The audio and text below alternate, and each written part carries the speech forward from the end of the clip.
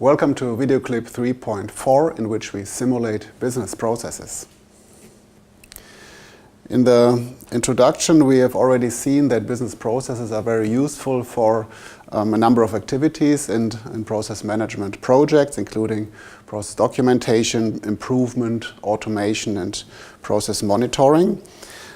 And it's essential that the different stakeholders involved in these processes agree on the meaning of this business process model, and therefore business process model is in the center of this figure here on the right-hand side. And the motivation for simulating processes is now that we want to study process executions without implementing the process, and thereby we can validate the process. Actually, when we discuss or when we review process models, we actually kind of simulate them already. To see this, we can look at the process model here on the lower part of this of the slide. And normally I introduce process models. Well, first the order is received, the start event occurs, the order is received, then the order details are entered, then we have the check correctness of order activity, then there is a decision. Either the order is incorrect, the order is incorrect, we go that way. If the order is correct, we go that way. So this is some kind of step through of the process. And simulation has also this flavor. Simulation, there's also a step through simulation that allows to step through the activities in the process model as specified by the execution constraints between the activities. We can look at three different kinds of simulation in business process management. First of all, the step-through simulation that I just explained a little bit. So the key here is to understand the process behavior, and we can also regard this as a qualitative simulation. We don't look at the quantities, we just look at the quality of the execution ordering of activities. Then there is a single instance simulation. In this case, we add additional properties of activities, also of the resources, and we want to learn something about the cost incurred and about the time that is spent while executing business processes. Something we will not look at when we do a step-through simulation. We are just interested in the logical ordering of activities. In single instance simulation, we are also interested in costs or in performance of the process. Then there is multiple instance or multi-instance simulation, in which we are not interested only in the cost of one process instance, but in the cost of many process instances that run in an organizational setting where we in addition need to represent resources, their working times, person working times, availability of other resources and things like this. And we use multiple instance simulation to run many process instances concurrently and to get an idea about the runtime and cost of executing these process instances. In this context, a very detailed representation of resources is required, and unfortunately we cannot cover this topic in this course, but we just mention a few words on multi-instance simulation later in this video. So let's come back to the step-through simulation. Again, the usage is step-through simulation is used during process model design to achieve a common understanding of the behavior of the business process. The logical ordering of activities is in the center here. And we do this by walking through a process step by step. Technically, so the simulation is done by the user, by persons involved in this in the process design. And they use a simulation engine. They use a piece of software that does the simulation for us. And actually the simulation engine calculates the dependencies of activities and triggers the respective state transitions and gives a visual representation of the current state of the process.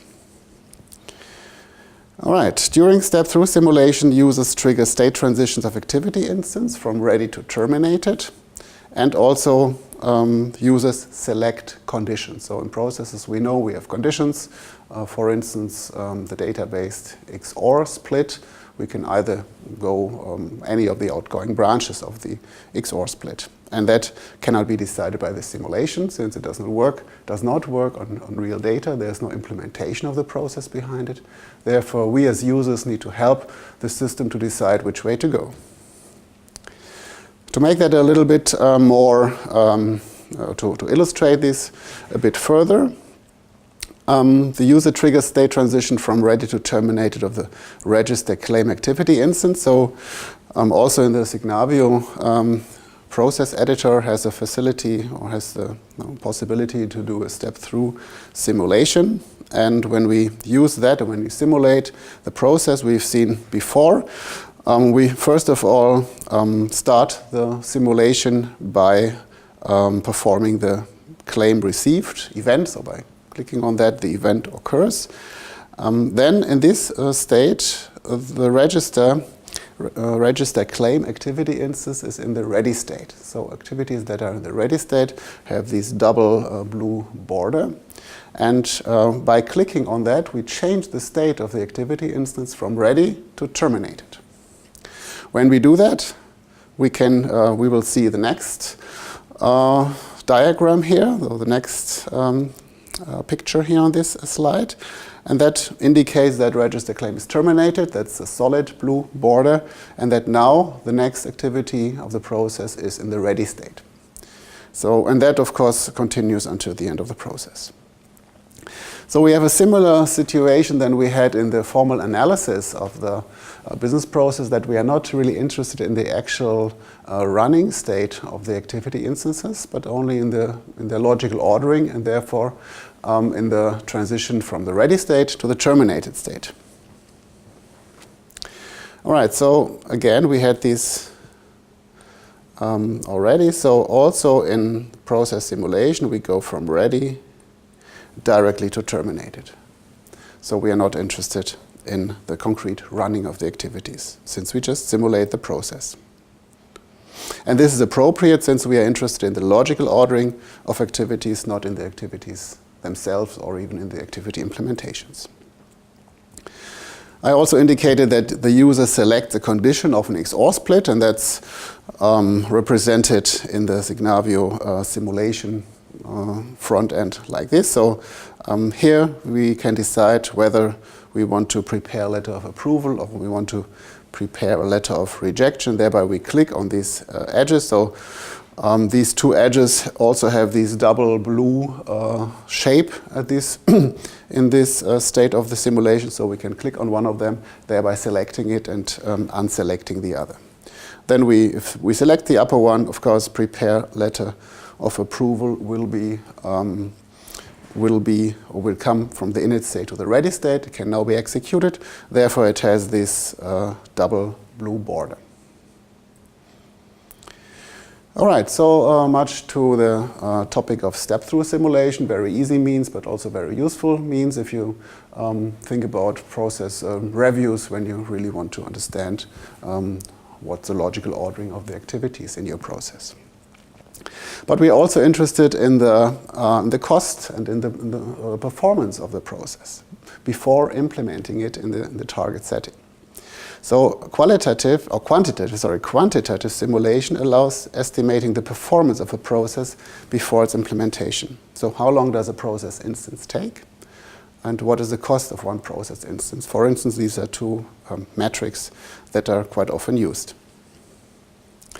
To calculate this, of course, we need additional information. So far, we did not represent the runtime of an activity instance, and also the cost of the employees involved. We did not represent that because it was not required. In fact, we were not interested in the properties of the execution regarding these performance parameters.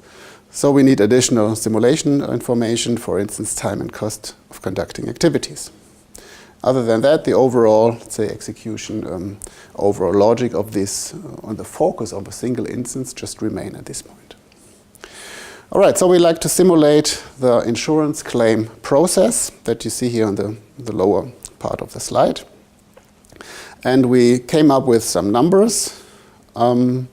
These numbers are just example numbers to present the approach, to talk about how to simulate business processes and how to calculate the cost and the time that are associated with one process instance. So we are not very, let's say, very particular about the specific numbers we have here. All right. So in our example, we have the following activity processing time. So register claim takes 5 minutes. Decide on claim coverage always takes 50 minutes. We see that it's a sub-process, so it has an internal structure. It is a bit complex. We need to decide on that. Therefore, it takes 15 minutes to process. Preparation of the approval letter takes 8 minutes. Preparation of the rejection letter takes a bit longer. We need a bit more detail discussion when we write the rejection letter. We need to associate cost, and staff member cost is always 40 euros per hour in our example, and each letter that is sent at the end of the day takes or costs 1.5 euros. Okay, these are the parameters that we put into that we use in the simulation. And now we can do a simulation, a quantitative simulation of one process instance. And we do it like that.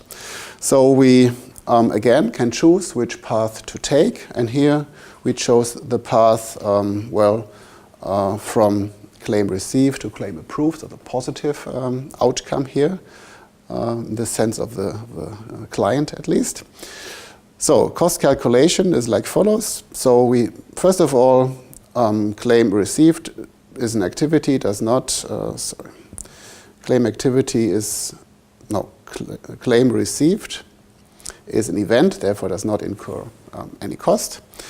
Claim or register claim takes 5 minutes, so this activity is executed first, it takes 5 minutes. And 5 minutes with the 40 euros per hour amounts to a cost of 3.33 euros. So executing this, one activity costs 3.33 euros. And we also do that for the next activity, decide on claim coverage. Takes 15 minutes, so costs 10 euros executing. Then we have the preparation of the approval letter that costs 5.33 euros. And we have to add the cost of sending the letter, which is 1.5 euros in that point. So that amounts to a cost, we see it here on the right-hand side, of 20 euros and 17 cents. And we can also calculate the cycle time, and the cycle time is 5 plus 15 plus 8, which is 28 minutes in that case. Sorry.